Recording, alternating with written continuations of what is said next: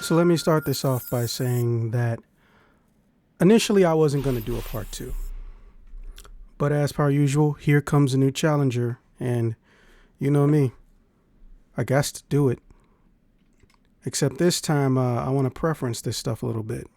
So I pretty much, besides lose sleep, didn't actually stop doing research after the initial video that I shot. And apparently I wasn't the only one who could potentially lose sleep over this in shitification of media via AI and corporate ignorance. So believe me when I tell you that it was really, really hard to debate if I wanted to do a part two or not because of the dangers I've learned of, not even snitching, just telling the truth or speaking truth to power. I'm sure you guys don't remember the live journal or chat GPT early days, but one of the earliest whistleblowers in the AI game magically found himself with 2 bullets in the head and an overdose on a particular chemical in his system after ordering some food once he got in his room. Oh, and somehow the cameras on the inside that handle surveillance magically stopped working, but the ones on the outside didn't. Do not get me wrong. Do I want there to be change in this damn near, if not $2 to $3 billion industry of artificial intelligence? Absolutely. Do I want there to be change in media? Well, we all know how that goes. You basically got to fight them for it. And I mean that almost in a literal sense. Doesn't matter if it was the inception of the union, almost 100 years ago at this point, or if it was last week at some point in time during the voices and artificial intelligence combative struggle.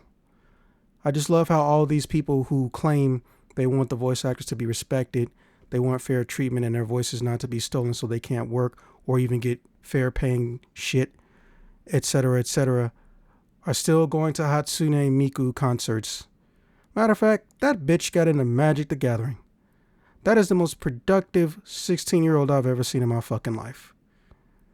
There's a lot of unintentional and intentional hypocrisies relating to this stuff. And I will discuss it, or rather, our special guest, Jupiter Exile, friend of the show, is going to give his feelings on these ignorant machinations that corporations are coming up with in relation to negative uses for AI.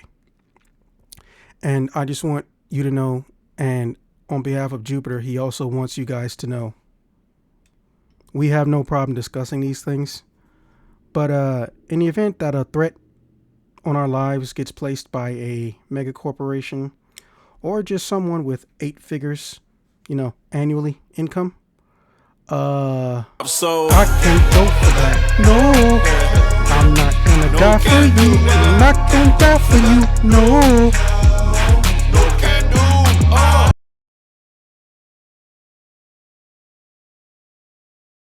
Hey, this is Jupiter Exile. I stream games across a variety of things. I like difficult games. I do a lot of Souls-likes, some strategy stuff. I'm on YouTube at Jupiter Exile YT, and I'm on Twitch as just Jupiter Exile. I do have a lot of thoughts about politics and some of the big topics, philosophical stuff, religious stuff. Love to talk about it. I don't get too many chances to.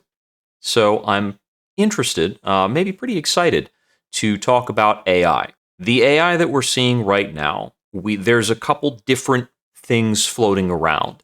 There are various specific AI tools. Some of those are useful. Then there are these general, broad AI assistant thingamajigs, and every one I've ever touched sucks. It's bad. So some of the specific tools. You can use AI to kind of work through some writing prompts, especially for creative writing. You can use AI to have certain chat back and forths, which it seems to be okay at. AI is pretty good at translating, and AI seems to be pretty good at just it's mostly grammar and writing. So Grammarly is effectively AI, but this is all within the realm of chat features and large language models, and it seems as though AI can be pretty effective at doing those things. AI is terrible at art. AI is pretty bad at making any kind of video. That stuff winds up looking so crazy. And I think a lot of the people who are pushing AI have a very poor understanding of art. It seems as though they are uncreative people.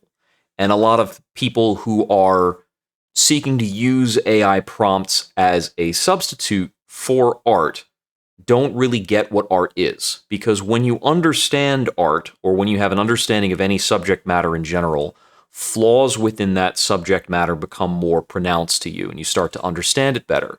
And so the people who are most enthusiastic about AI art are people who don't get art. So they overlook flaws in the hands, in the details. They overlook flaws in the expressiveness that causes the context of an image to change.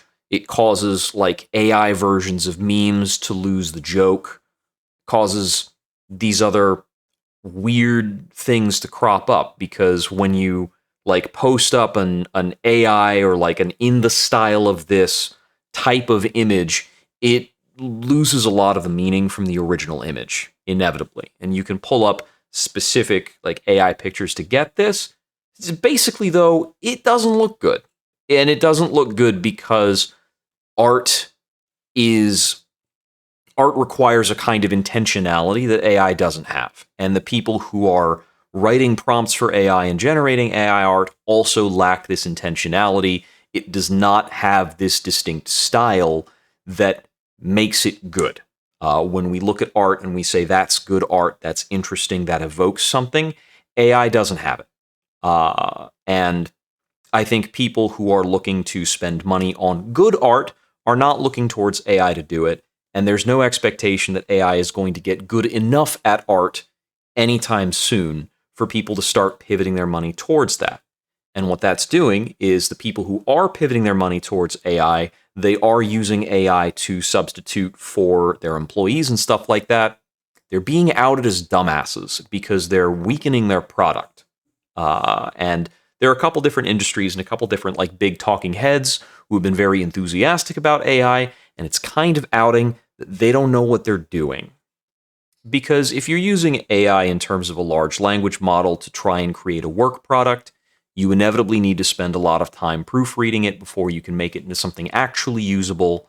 And if you're using it to do something like art, you're not going to get something usable at all, except for like a very small context. Because it doesn't look good. It doesn't look good enough to use it in an advertisement. And that is a lot of what people need to do. You can't use AI to write a news article because what it writes is inevitably like kind of inhuman and boring. It's usually very clinical. You can tell it to try to write in an informal style, and sometimes it does that kind of okay, as long as it doesn't make something up, misreport the facts, give people bad ideas, or do some of that other stuff, which it seems to do all the time. And we see these big releases of AI. We saw like Apple Intelligence, we've got Gemini through Google. These things have been pretty bad. They've had very bad adoption rates among like people aren't using them very much. And when people do use them, they do weird, frustrating things. And these are being forced onto consumers in ways that people find very frustrating. I found it very frustrating to have Copilot buttons and things. I work in IT. I had a customer or a coworker, somebody I'm doing work for, come to me just the other day and say, hey, one of the buttons on the keyboard for the new version of the laptop that I received is now a Copilot button, and it's interfering with like a way I do a hotkey or like a button combination that I usually press. Is there a way to remap this or fix this or change this? And I got to shrug at him. I say, sorry, this is what Windows is doing right now, and I don't really have an ability to like turn back the clock. If they want to make their service worse, we have to live with it, and that's just how it's been. And it's been that way for several years. The enshittification of the internet is hugely frustrating to like my memory of the good, functional, like mid 2010s internet that was pretty great. I think there are certain ethical uses of AI to fill out the like uninteresting parts of certain things. And I think that some of the tools that use AI are fine. there are certain jobs that a large language model is good at. I mentioned translating. AI is very good for translating, and it helps you talk to people who don't share your language. That broadens your horizons. That's pretty great. But a lot of the big industrial applications, you can't really use AI. You just can't use AI to replace people in most of the cases where a lot of businesses are trying to do that. And because you cannot use AI in most cases industrially, and the user base for AI on personal products is bad, you're just not getting a lot of people using AI enthusiastically. That means there's no money in AI. So the money everybody has been pushing towards AI and driving in that direction is an AI bubble that is just going to pop because a few of the businesses that are currently the backbone of the AI model, they're going to dry up. They're going to have to come clean on their loans, and it's going to make them collapse whenever they hit those like repayment periods, because the business model just doesn't stand up when there's no user base and there's no really good profitable AI product out there, because all the big examples of AI, all of the big AI assistants, they clearly don't do anything new. They just can't do stuff that we haven't already been able to do. And voice recognition stuff and Cortana, that has been on the market since like 2014, 2015. I have worked with and installed voice recognition programs for some people as part of transcription. I've used Cortana previously on my personal computer and stuff like that. The AI that exists now doesn't seem to do anything any better than that, and we're 10 years from that point now. So, and the personal assistant AI, I should say. I was driving in the car the other day, and I thought to myself, and I'm using navigation through Google. Google Navigation's fine. Google Navigation isn't AI. It's just a navigation program, algorithmic, whatever.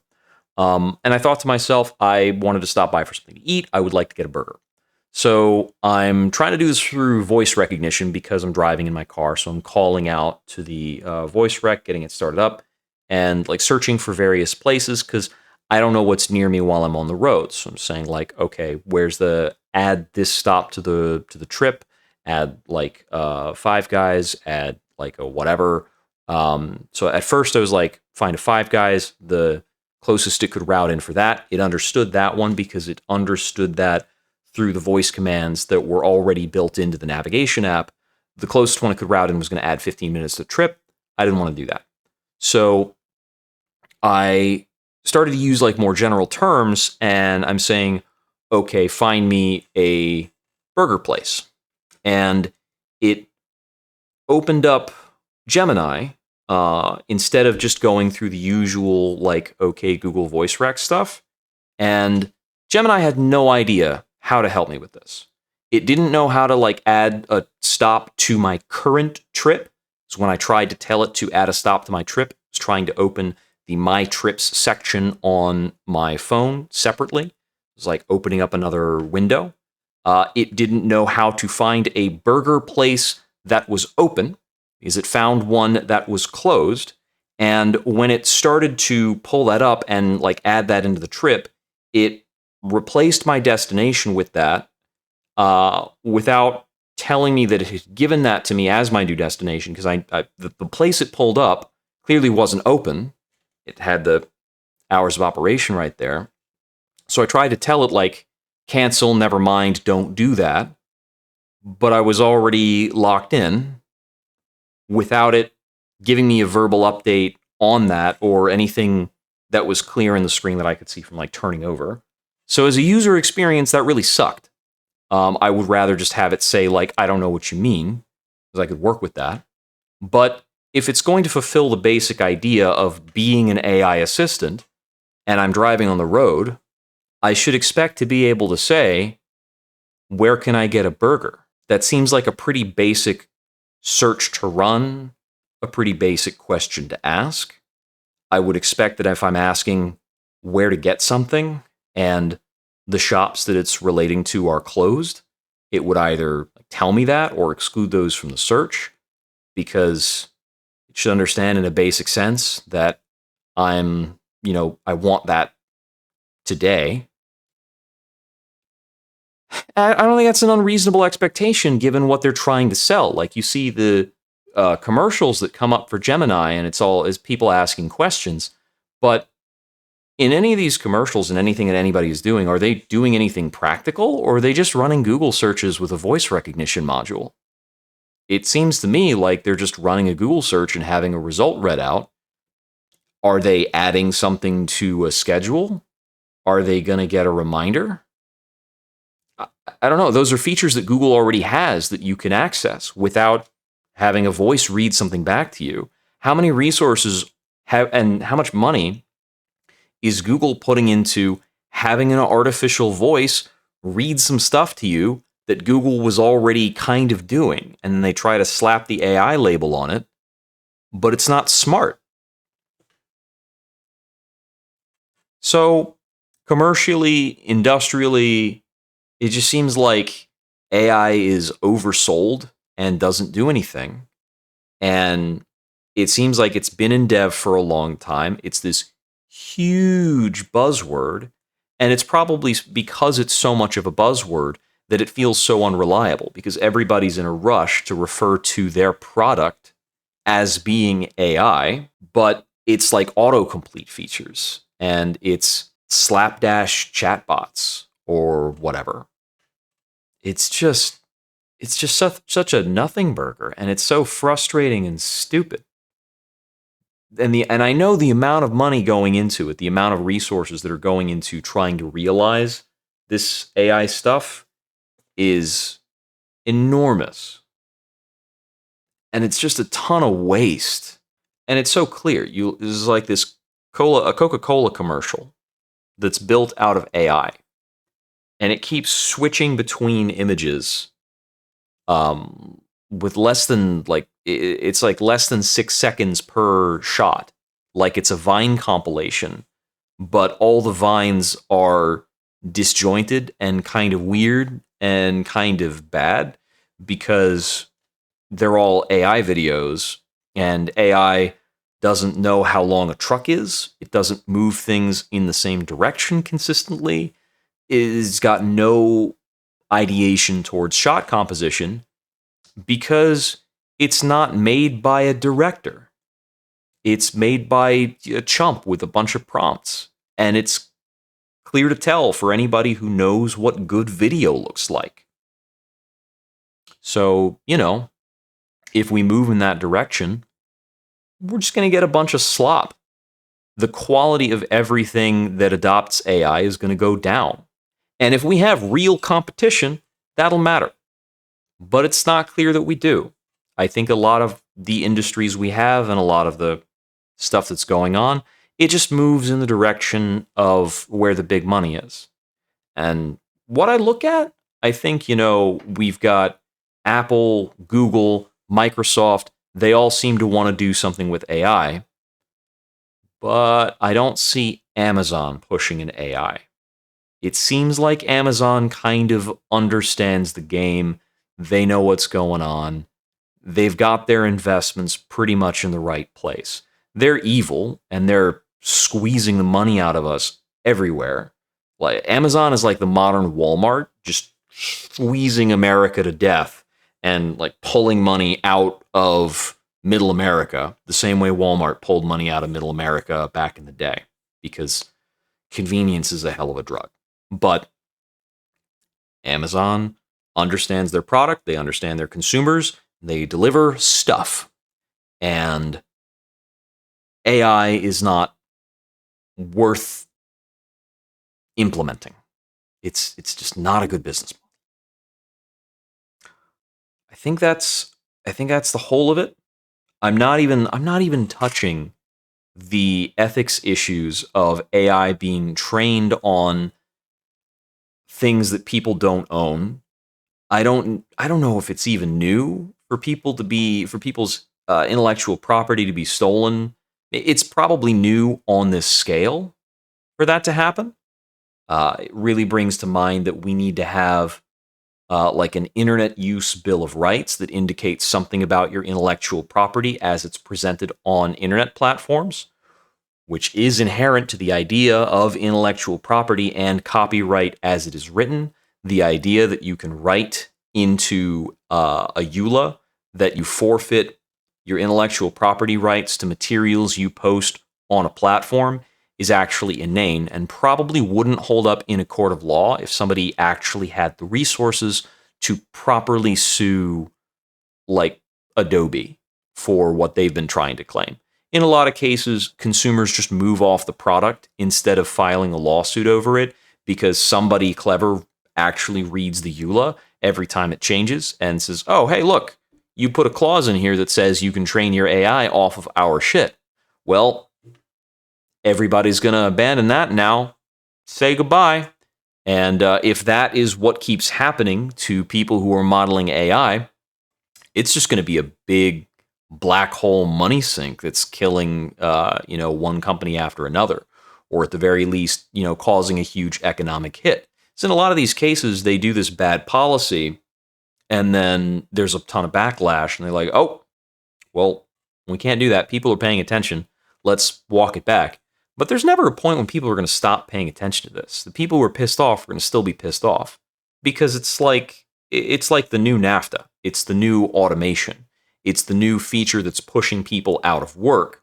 It's just pushing a different sector of people because previously, like automation pushes out factory workers, NAFTA pushes out a lot of industry and makes it difficult to get those kind of industry jobs flourishing in America, or at least that's the big complaint about it. NAFTA's too long ago for me to really have a sophisticated understanding of it. But AI pushes and creates that pressure on writers and artists, which is a new group to face that pressure, but it's a group of well-connected people in an internet age where it's very easy for people to quickly share information about this kind of malfeasance. If a corporation is doing something shitty, you can usually tell people and get the word out a lot faster than we could in like the 80s and 90s. So I think we're nearing that point where corporations are actually losing money when they fuck around in cases where they don't have these crazy monopolies. There are a lot of crazy monopolies. It's very difficult to work around Google or Amazon, but it's not impossible. And I think we're going to be looking at a big bubble in tech. And at some point, it's going to pop. They're going to, and I think the bubble is going to be centered around AI because to some extent, I think the crypto bubble has kind of popped. We had a bubble around NFTs that is almost entirely deflated. And I think we're going to have something kind of similar for AI, where a lot of the AI markets are going to die out in about 1 or 2 years from now, is my guess. We'll see. But that's my thoughts on the subject. I think it is a huge amount of waste. It is an overhyped mess. It is, there are like 3 use cases that are trying to float this entire industry sector that doesn't make any sense. So hopefully we will get out of this weird honeymoon period with this shit that none of us ever wanted. Or maybe not, because, nothing makes sense anymore. And we're all just, singing the tune of the almighty dollar because it's the only thing we can do to keep food on the table. Them's the breaks. So I can't go for that. No, I'm not gonna die for you. I'm not gonna die for you. No.